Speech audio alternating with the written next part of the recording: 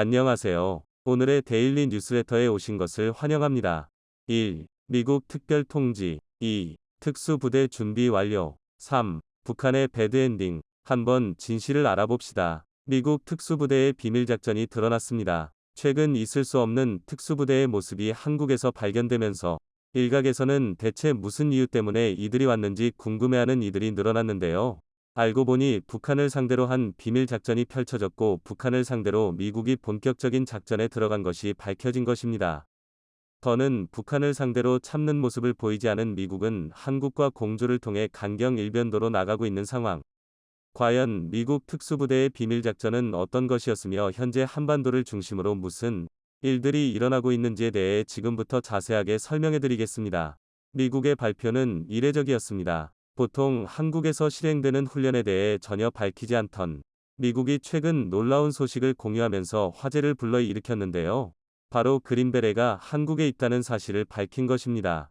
미 육군의 최정예 특수부대로 알려진 그린베레가 올해 4월 한국에 들어와 6월까지 있었던 것이 드러난 것인데요. 고강도 훈련을 실시한 것으로 알려진 그린베레 훈련 모습이 홈페이지를 통해 공개되었습니다. 경기 평택에 있는 미군 기지와 포천 로드리게스 훈련장 등 미군 기지가 있는 곳에 그린베레가 훈련을 하는 모습이 담겨 있었죠. 7차 핵실험이 제기되던 시기에 그린베레가 한국에 몰래 잠입, 이후 큰 이상이 없는 것이 확인되자 국내를 떠난 것이죠. 일본 오키나와 기지 소속으로 알려진 이번 그린베레의 모습이 한국에서 발견되었다는 것은 많은 의미를 담고 있습니다. 특수전을 담당하는 그린베레는 엄선된 인원들만이 작전을 수행하는 미국 최정예 부대로 보통 특별한 일이 아닌 이상 잘 움직이지 않는데요. 그런데 미군은 훈련을 위해 한국을 찾았다고 말한 것입니다. 다른 어떠한 행위가 없이 개인 기량을 갈고 닦기 위한 일이라며 그 외에 별다른 내용을 공유하지 않았는데요. 사실 이들이 한국에 있었던 이유는 다름 아니라 북한 때문이었습니다. 최근 강원도 고성으로 넘어온 39호실 출신 탈북자 소식을 저희 채널에서 전한 적이 있었는데요. 이때 당시 북한의 코로나 위협을 피하기 위해 넘어온 이들을 한국 정보당국이 신문하면서 북한 정권의 위태로운 상황을 알 수 있었습니다. 그리고 그 외에 또 하나의 놀라운 소식을 알 수 있었죠. 바로 고성을 통해 대규모 난파 병력이 이동할 것이라는 소식인데요. 당시 7차 핵실험을 준비하고 있던 북한은 사전 준비를 위해 전 병력을 움직이는 등 사전 위험 요소 차단에 온 힘을 기울였습니다.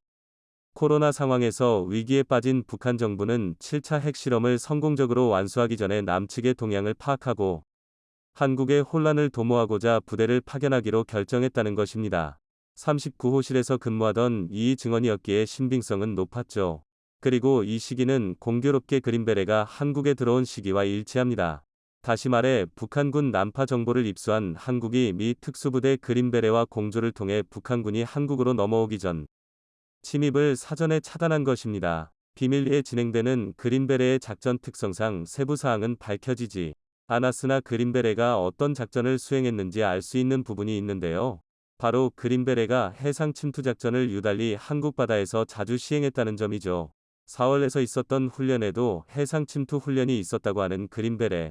공교롭게도 주한미 특수전사령부 SOCKOR 가 SNS를 통해 올해 2월 해상 특수부대가 훈련하는 장면도 외부로 공개한 바 있는데요. 연달아 해상 침투 작전 관련된 정보가 공개된 것을 미루어 봤을 때 그린베레는 고성 근처 휴전선을 넘어 작전을 실행 이후 복귀 루트로 동해를 이용해 한국으로 돌아온 것이죠. 실제로 고성 근처에서 다수의 외지인들이 모습을 보였다는 주민들의 증언도 있었고 철책 주변이 시끄러웠다는 보고도 있었던 만큼 그린베레는 단순히 훈련만을 위해 한국에 찾아온 것은 아닌 게 분명했습니다. 북한은 즉각적인 비난을 쏟아냈습니다. 미제국주의자들의 행동에 대해 날선 발언을 쏟아냈던 것은 일상적인 비난이 아닌 침입에 대한 날카로운 반응이었던 것입니다. 북한만 난파를 할 수 있는 게 아니라는 걸 잘 보여준 일이었죠. 중국을 비롯해 일본 등 주요 국가들을 상대로 도발을 진행하는 북한의 행동을 더는 좌시할 수 없는 미국 고강도 작전 수행과 압박을 이전보다 더욱 강화할 것을 보여준 것입니다. 그린베레 침투 외에도 북한을 긴장시킨 소식이 또 하나 전해졌는데요. 바로 미국 육군이 한국에 순환 배치하는 기갑 여단 전투단 ABCT를 스트라이커 여단 전투단 SBCT로 바꾸겠다고 선언한 것입니다. 미국은 이번 교체에서 한반도에서 어떠한 도발 행위가 있더라도 빠르게 대응하기 위해 선제적으로 스트라이커 여단 전투단을 도입하기로 결정. 이는 북한의 도발에 끌려가지 않겠다는 미국의 의사를 드러낸 것이라고 말했죠. SBCT는 4,400명 이상으로 구성된 보병 중심 부대로 선임 지휘관들에게 속도와 효율성, 향상된 기동성을 줄 것을 선언. 미국은 자신 있게 이번 변화에 준비되어 있다는 것을 밝혔습니다. 림팩, RIMPAC에서도 미국은 예전과 달리 작전을 드러내는데 거침없는 모습을 보이며 북한을 긴장시켰죠. 특히 한국 해군 특수전단 UDTC과 미국 특수부대가 같이 모습을 보인 VBSS 훈련을 이례적으로 공개하는 강수를 두었죠. VBSS는 승선 검색 훈련으로 선박에 대한 차단, 침투, 승선, 수색, 장악 절차를 가리키는 단어로 이번 특수훈련에서 한국과 미국 부대 모습을 노출한 것은 다른 국가 훈련에서는 볼 수 없는 모습이었죠. 특히 중국의 대만 침공을 앞두고 연일 부대를 출격하는 미국은 중국군을 상대로는 절대 공개하지 않았던 모습을 림팩에서는 공개하면서 북한 문제에 있어 미국이 예민하게 반응하고 있고 북한의 도발에 언제나 대비하고 있다는 것을 보여주었습니다. 미국이 특히 사진을 통해 보여주고자 했던 것은 한국의 잘 무장된 모습이었는데요. 대형 수송함, LPH, 마라도함과 이지스 구축함, DDG, 세종대왕함은 물론 문무대왕함, 손원 1급 잠수함, KSSE, 신돌석함을 포함해 역대급 인원을 선보이면서 한국군의 위험을 전 세계에 드러냈는데요. 이 모습도 한국군의 모습과 함께 공개하면서 북한이 진짜 두려워해야 할 대상은 미국뿐만 아니라 한국도 있다는 것을 드러냈습니다. 한국 특수부대원들이 미국 특수부대원들과 같이 훈련하는 장면에서는 한국 태극기를 어깨에 단 특수부대원이 가상의 적을 시원하게 제압해 한국 특수부대 수준이 세계적인 수준이라는 것을 드러냈죠. 북한은 당연히 이러한 미국의 강경 태도에 비난을 가했습니다. 북한 외무성은 홈페이지를 통해 불을 즐기는 자는 불에 타 죽기 마련이라는 글을 남기며 조선반도 주변의 미국 정찰기와 전략자산이 빈번하게 날아드는 것을 주의 깊게 바라보고 있다. 는 말을 남겼죠. 그리고 북한이 지켜보고 있는 것에 반응하기라도 한 듯 F-35A 스텔스 최신 전투기가 한국에 상륙했습니다. 한미 양국 최초로 F-35A 연합훈련이 시행된 것이죠. 양국의 F-35A 스텔스 비행기와 함께 F-15K, F-16, KF-16 등 대한민국의 주력 전투기 30대가 훈련에 동원되었고 가상의 적군 아군으로 나뉜 이들 부대는 주요 항공작전 임무 수행 훈련을 하면서 북한을 향해 대놓고 도발을 시전했습니다. F-35A를 비롯한 전략 자산을 외부에 노출시키길 자제해왔던 미국의 행보와는 완전히 다른 모습을 한국에선 보여준 것이죠. 자극받은 북한에서는 F-35A가 북한을 노리고 있다고 선언, 북조선에 군사적 압박을 가하기 위한 가증스러운 짓이라고 공격했습니다. 하지만 한국과 미국이 공동 군사훈련을 하는 것을 막을 방도가 없는 북한은 결국 자신들이 제일 잘하는 국가 방위력 강화에 방점을 찍었습니다. 다시 말해 핵미사일 개발과 탄도미사일 능력 향상에 집중하겠다는 뜻이었죠. 유화적일 것으로 기대했던 바이든 정부가 트럼프 행정부보다 더욱 북한을 압박하는 모양새로 바뀌면서 북한은 전략을 전면 수정해야 했습니다. 핵미사일 발사 위협과 방사정포를 연달아 쏘는 것만으로는 미국을 도저히 흔들 수 없다는 것을 깨달은 것이죠. 심지어 미국은 지금보다도 더 강력한 수단을 동원할 수 있다며 북한이 정신 차리지 않으면 러시아가 입은 피해보다 더 큰 피해를 입을 수 있다는 경고를 남기기까지 했죠. 현재 방한 중인 제닛 옐런 미국 재무장관의 입에서 나온 말이었는데요. 한국의 윤석열 대통령을 비롯해 여러 주요 인사들과 만난 그녀는 북한의 자금줄 차단을 위한 대북 독자 제재 방안을 언급했습니다. 로이터 통신과의 사전 인터뷰를 통해 그녀는 놀라운 발언을 내뱉었는데요. 현재 사용하는 수단보다 더욱 강하게 압박할 수단을 미국은 들고 있고 지금 미국이 이를 사용하는 게 적기라고 생각한다. 는 내용이었죠. 지금까지 북한의 행동에 대해 미국이 봐주고 있었다. 는 뉘앙스의 발언을 하며 다급한 문제가 놓여 있기에 수단을 사용하는 시점은 차이가 있을지 몰라도 언젠가는 사용할 것이라는 점을 분명하게 이야기했습니다. 일각에서는 북한의 자금줄과 관련된 제재라는 예측이 나왔는데요.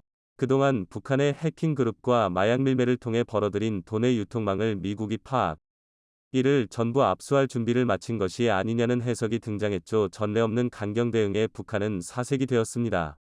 이미 그린베레가 북한 영토까지 침범했다가 다시 나온 마당에 군사 도발과 경제 제재가 지금보다도 더 심하게 들어간다면 북한에서 이를 버틸 힘이란 사실상 없는 것이나 마찬가지기 때문이죠. 북한 정부만이 아니라 북한 인민들 사이에서도 위협을 느끼는 이들이 속출 불안한 이탈. 조짐이 보이자 정부에서는 이들 단속에 나서며 지방 정부들은 이탈 움직임을 보이는 반동 분자 색출에 힘을 다할 것을 중앙정부 차원에서 요구한 사실이 드러났습니다. 주민들에 대한 교양 사업에 품을 들여 비정상적인 현상들이 절대 나타나지 않도록 할 것을 지시한 김정은의 모습에서 허둥대는 북한의 모습이 쉽게 연상되는 상황. 과거와 달리 강경일변도로 돌변한 미국과 이에 동조해 강력한 해군 특수부대의 모습을 보이며 북한과의 대결을 다짐한 대한민국의 모습. 돌이킬 수 없는 이들 세력의 대결에 북한은 힘없이 무너져 내리고 있습니다. 며칠 전인 2월 6일 필리핀 앞바다를 넘어온 중국 측 군함이 필리핀 해안경비대를 향해 초록색 불빛을 발사합니다. 정신없이 흔들리는 이 불빛은 강력한 레이저로서 주로 가까이 접근하는 드론을 무력화하기 위해 근접 방어용으로 달려있다고 알려져 있지만 사람의 눈을 향해 발사하는 경우엔 시력에 문제가 생길 수도 있는 위험한 장비입니다. 그런데 중국 해군은 필리핀 해역에서 필리핀 해안경비대를 향해 레이저를 가동했고 이에 필리핀은 해병들의 시력에 일시적으로 문제가 생겼다며 중국을 향해 강력한 항의를 했습니다. 이에 중국 외교부는 사건이 발생한 해역은 중국의 관할구역으로 영해를 넘어온 필리핀 경비대에게 적법한 대응을 한 것이라고 반박했습니다.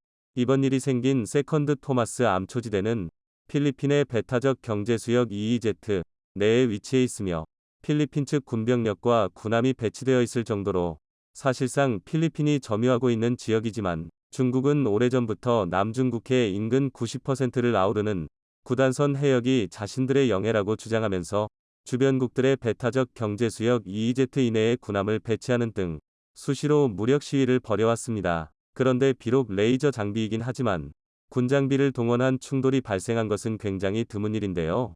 중국이 이렇게 무리하면서까지 필리핀과 마찰을 일으키는 이유가 있습니다. 얼마 전 필리핀 대통령은 니케이와의 인터뷰에서 자신들은 중국과 대만 갈등의 최전선에 있기에 대만의 유사 가능성을 항상 체감하고 있다고 밝히면서 필리핀 내 미군 주둔을 더욱 강화했기 때문입니다. 필리핀은 지정학적으로 중국을 제외하면 대만과 가장 가까운 지역이고 1만 개가 넘는 섬으로 이루어진 필리핀에서 대만과 가장 가까운 섬은 바나테스 섬으로 고작 100km 남짓 떨어져 있습니다.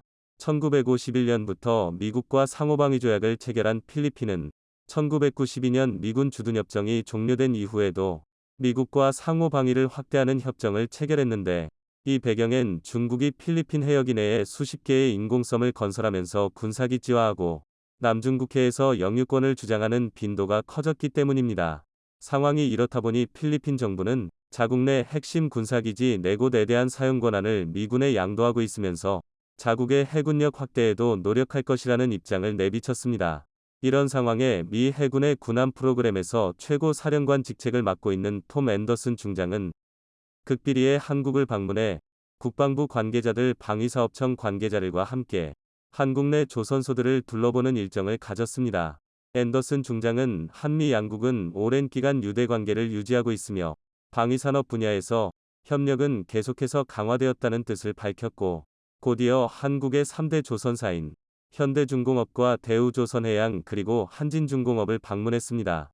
현재 전세계 해운사와 에너지 기업들로부터 LNG 선박을 싹쓸이하고 있는 한국의 조선사들은 민간 상업용 선박 이외에도 해군 군함과 잠수함부터 여기에 탑재되는 어뢰와 음파탐지 장비 등 다양한 군수물자를 생산하고 있습니다.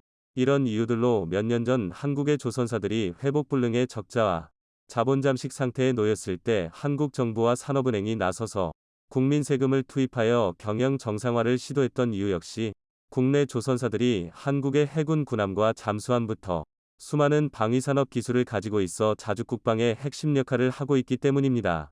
한국의 조선사들은 초계함과 연안 경비함부터 대형 호위함과 이지스 구축함, 그리고 수천 명을 수송할 수 있는 대형 상륙함까지 만드는 기술력을 확보해 세계 각국의 군함과 잠수함 등을 수출하고 있습니다. 이번에 미국 내 군함 건조를 총괄하며 최고 사령관 직책을 맡고 있는 앤더슨 중장이 한국을 방문한 이유가 한국산 특수목적 선박을 구매하기 위한 것이란 관측이 나오고 있습니다. 앤더슨 중장은 미 해군은 세계적 수준의 조선 능력을 추구하며 이에 가장 부합하는 것은 한국의 조선사들이라 밝혔고, 한미 양국 상호 간 이익이 되길 바라며 후속 계약을 기대하겠다고 말한 만큼 한미 간 군함과 잠수함에 관련된 계약이 진행되었을 것으로 보이는 상황입니다. 세계 최고의 해군을 보유하고 있는 미국이기에 해군 군함과 선박의 기술력도 압도적인 수준이지만 이런 미 해군이 한국을 찾는 이유도 비슷합니다. 세계 최고의 조선 기술을 가지고 있는 데다 자체 생산에 오래 걸리는 미국 조선소와는 다르게 세계에서 가장 빠른 납기를 자랑하며 거기에 가격도 저렴한 한국의 조선소의 강점이 크기 때문입니다. 일각에선 미 해군이 필리핀 내 해군기지에서 사용할 군함을 한국으로부터 조달하려는 계획이라고 내다보고 있습니다. 이런 주장의 근거로 필리핀 해군이 현대중공업으로부터 도입한 호세 리잘급 호위함 2척이 2021년 인도되었고 2022년 6월엔 7천억 원 규모의 경비함 6척을 수주하는 성과를 냈기 때문입니다. 배수량 2,400톤의 길이는 94m에 육박하며 헬기와 드론 등 무인기까지 이착륙이 가능한 최신형 경비함을 수주했습니다. 원래 해당 경비함은 호주산으로 예정되어 있었지만 지난 2021년 인도된 호세 리잘급 호위함에 대단히 만족한 필리핀 당국이 현대중공업이 만든 한국산 경비함으로 노선을 변경했습니다. 이 밖에도 필리핀 측은 초계함마저 한국산으로 구매하고자 현대중공업과 계약 중인 상황으로 필리핀 바다를 지키는 핵심 군함들은 사실상 전부 한국산이 된다는 것입니다. 필리핀이 가장 신뢰하는 전투기인 FA-50부터 해군 군함까지 전부 한국산으로 도입되자 필리핀 내 군사기지를 할당받은 미국 역시 한국의 조선 기술을 관심있게 지켜볼 수밖에 없으며 필리핀에서 군사작전을 하기 위해서 한국산 군함이 어느 정도 수준인지 지켜보고 있는 상황입니다. 중국이 남중국해 영유권을 주장하며 필리핀과 마찰이 잦아지는 상황에 필리핀 군당국은 중국 견제를 강화하고 있습니다. 해양경비대는 자국 해역과 수자원을 보호하기 위해 군함을 추가로 배치하고 군용기를 통한 정찰 횟수를 늘리는 등 중국의 영해 침범을 좌시하지 않겠다는 의지를 드러내고 있습니다. 특히 중국은 필리핀에 배치된 한국산 군함과 전투기를 가장 경계하고 있습니다. 지난 2013년 당시 한국이 필리핀에게 FA-50 전투기 판매를 검토하자 중국은 외교 채널을 통해 한국 정부에게 필리핀은 중국과 남중국해에서 영유권 분쟁을 겪고 있어 한국산 군장비가 분쟁 지역에서 활약하는 것을 원치 않는다는 의도로 한국산 FA-50이 필리핀 수출을 하지 말아달라고 요청한 사실이 있습니다. 이에 당시 우리 측 관계자는 중국과도 경제적으로 협력적인 관계를 맺고 있지만 한국의 방위산업 수출은 국익에 직결되는 문제이면서 동시에 세계 시장에서 한국의 기술력을 보여줄 수 있는 중대한 사안으로 방위산업 분야에서 중국의 간섭을 받을 수 없다는 뜻을 설명했습니다. 이 당시 수출된 FA-50 물량은 12대이며 한국의 FA-500I 필리핀에서 대활약을 하자 필리핀 당국은 FA-50 12대를 추가로 도입하겠다며 문의한 상태로 관련 협상이 진행 중인 것으로 알려졌습니다. 알게 모르게 한국산 방산장비를 많이 도입한 필리핀은 중국과의 분쟁 최전선에 한국의 전투기와 군함을 배치할 정도로 한국산 방산장비에 대한 신뢰도를 가지고 있으며 자신들이 10년 전부터 한국산 장비를 믿고 구매해왔는데 최근 유럽과 중동에서 한국 방산장비가 불티나게 팔리자 한국산 장비를 결정한 자신들의 선택이 들리지 않았다며 굉장히 만족해하고 있는 상황입니다. 여기에 한국이 개발 중인 차세대 스텔스 전투기인 KF-21이 도입도 눈여겨보고 있는 상황입니다. 필리핀 공군 대변인은 자국 언론사인 필리핀 뉴스통신과의 인터뷰에서 필리핀 공군은 자국 상공을 수호할 차세대 전투기를 찾고 있으며 도입 물량은 최소 12대로 확보할 것이라고 알렸습니다. 여기에 최우선으로 검토되고 있는 장비는 한국항공우주산업 KAI가 생산한 KF-21이 될 것이라고 언급했는데요. FA-50과 군함 도입 사업에서 쌓인 신뢰로 한국산 장비에 대해 긍정적인 이미지가 생겼으며 KF-21의 경우 4.5세대급 성능을 갖추고 있어 가장 큰 상대국인 중국과 대등하게 겨룰 수 있는 데다 가장 중요한 5세대로의 업그레이드 역시 가능하기에 스텔스 성능 또한 무리 없이 갖출 수 있다는 것입니다. 필리핀 군당국은 90년대 미국과 상호방위 조약이 종료되면서 보유하고 있던 F-5 전투기들을 모두 퇴역시켰고 현재 필리핀 상공을 지키는 전투기는 FA-50이 유일합니다. 현재 KF-21 보라매가 수차례 시험 비행에 성공하면서 초음 속의 벽도 뚫어버리자 필리핀 입장에선 저평가된 한국산 방산 장비를 안정적으로 확보하려는 욕심이 생길 수밖에 없습니다. 필리핀 공군 대변인의 발언에 따르면 KF-21 보라매의 2200회가량의 시험 비행이 끝나게 되는 2026년에 도입 계약을 진행하고 2027년과 2029년대로 KF-21을 넘겨받는다는 계획입니다. 이번 필리핀의 다목적 전투기 도입 사업이 KF-21로 성사되면 한국 입장에서 상당히 긍정적인 부분이 있습니다. 필리핀은 현재도 다양한 분야에서 중국과 충돌하고 있어 한국의 방산 장비에 실전적인 데이터를 쌓을 수 있다는 장점이 있어 여기서 얻은 데이터로 우리가 중국을 상대할 때 어떤 부분에서 강점이 있는지 그리고 어떤 부분에서 보완해야 할 점이 있는지 파악할 수 있게 된다는 점입니다. 두 번째로 규모의 경제 실현입니다. 현재 우리나라는 인도네시아와 KF-21 보라매를 공동으로 개발하고 있는데요. 인리 당국이 연구개발 비용도 제대로 납부하지 않고 있음에도 공동으로 개발을 추진하는 이유는 KF-21을 우리나라만 단독으로 도입하는 것보다 해외에 수출하게 되면 생산 대수가 증가해 한 대당 생산 단가 많이 낮출 수 있다는 점입니다. 필리핀 역시 소량이지만 KF-21을 도입하게 되면 도입 국가가 늘어난다는 점에서도 KF-21 도입을 고려하는 여러 국가들에게 한국산 전투기가 다양한 많은 국가들에서 인정받고 사용되고 있다고 홍보하는 역할도 가능합니다. 성공한 방산 장비는 세계 여러 나라에서 골고루 쓰인다는 점에서 한국이 자체 개발한 차세대 전투기가 수출되는 것은 상당히 긍정적인 요소로 작용합니다. 최근 세계 각지에서 한국의 방산 장비가 인정받는 상황에 현대전은 미국의 사기극이다. 우크라이나 전쟁을 시작으로 현대전의 개념에 지각 변동이 일어나고 있습니다. 심지어 기존 현대전 개념이 오직 미국만 가능한 미군전이라는 주장이 나올 정도인데요. 그러나 군사 전문가들의 생각은 조금 다릅니다. 많은 군사 전문가들이 세계 1위 미국의 군사력이 위태롭다고 경고하고 있는데요. 그리고 바로 이 때문에 지금 대한민국의 군사력에 전 세계의 이목이 쏠리고 있습니다. 그래서 준비했습니다. 오늘은 위태로운 미국과 대한민국 군사력 세계 6위의 진실에 대해 알아보겠습니다.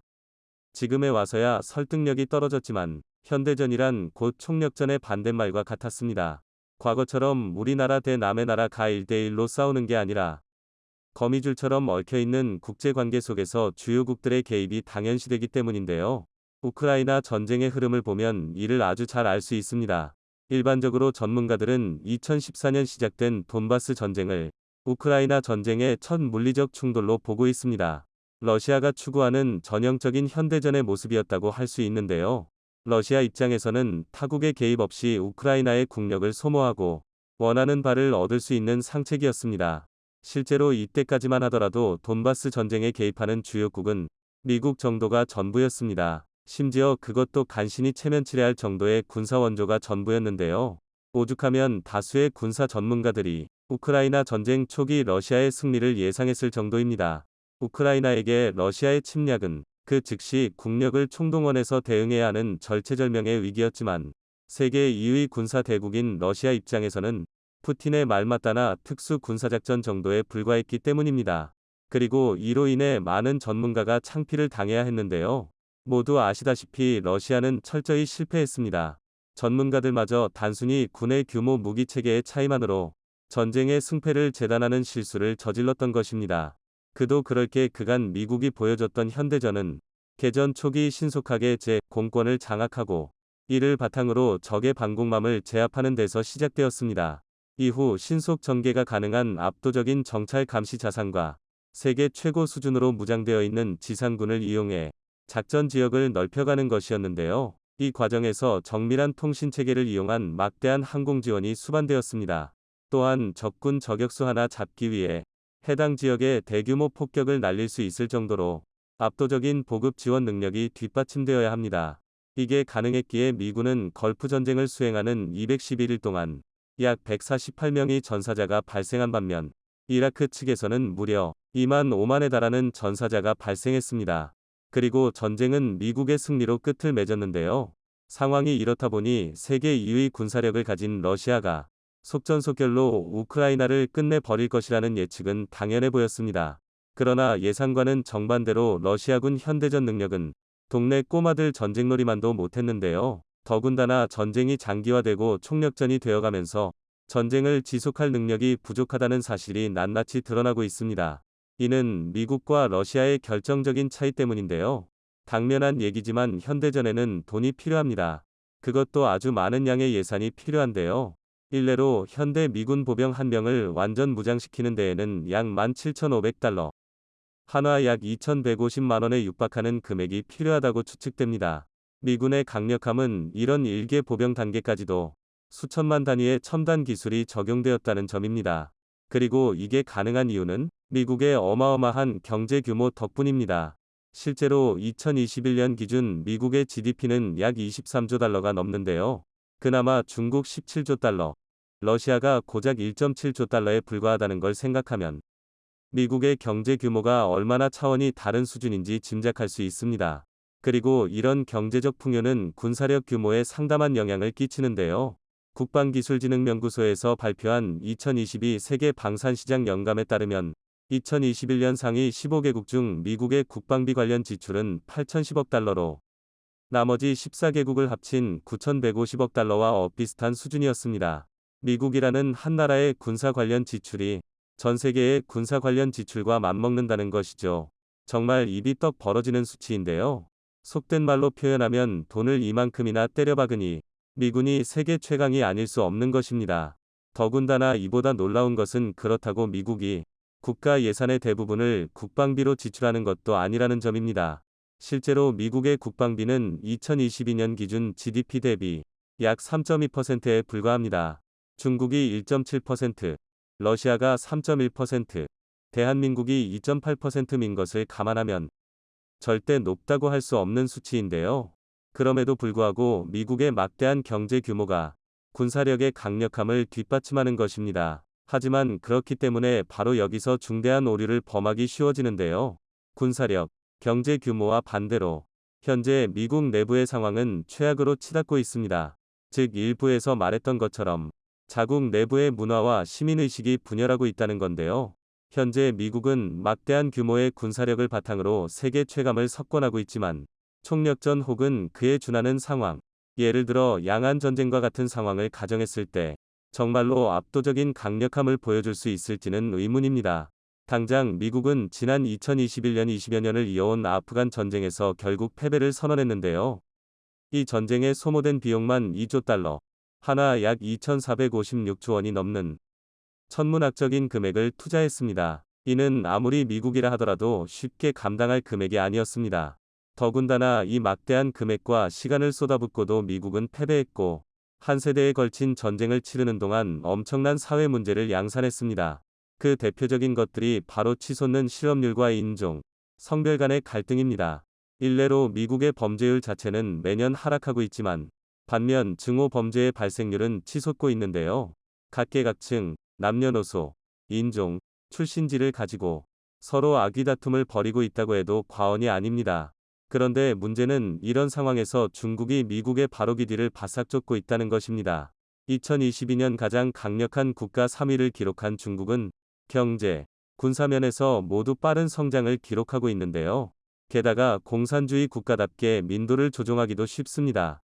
아예 국민의 입을 막아버리고 행동을 동제해버리면 단분간의 전쟁 유지는 가능할 것입니다. 코로나19 팬데믹 당시 중국 공산당과 시진핑이 펼쳤던 강력한 제로 코로나 정책이 이를 증명하는데요. 물론 이런 억압적인 방식은 단기간의 효과에 불과합니다. 실제로 미국 싱크탱크 CSIS는 워게임 보고서를 통해 양안 전쟁 발발 시 중국 해군은 괴멸하고 미국이 결국 승리할 것이라고 추측했는데요. 하지만 이 과정에서 미 해군 또한 항공모함 2척, 대형 전함 10-20척을 잃고 고작 3주 만에 3,200명에 달하는 병사가 전사하는 등 중국 못지않은 심각한 피해를 볼 것이라고 내다보았습니다. 중국의 대만 침공이 4년 뒤에 단행될 것이라는 예측과 함께 이런 단기간에 상황을 역전시킬 수 있는 건 주요국의 개입뿐인데요. 바로 세계 6위의 대한민국입니다. 순위에 매겨진 3위 5개국 미국, 러시아, 중국, 독일, 영국, 그리고 나머지 한국, 프랑스, 일본, UAE, 이스라엘 중 미국의 동맹국이면서 참전을 결정할 수 있는 나라 가운데 가장 강력한 군사력을 가진 게 바로 대한민국인 것입니다. 그렇기 때문에 대한민국의 6위는 상당히 막중한 의미인데요. 양안 전쟁에서 대한민국이 어떤 역할을 해내느냐에 따라 이후 국제 정세의 판도는 전혀 달라질 것입니다. 이제 대한민국은 선진국의 책임을 활용해 세계 무대에 막대한 영향력을 행사하게 되었는데요. 이를 위해선 전 국민적 지지가 반드시 수반되어야 할 것입니다. 부디 다가오는 결전의 날에 대한민국이 만전을 기할 수 있길 바라겠습니다.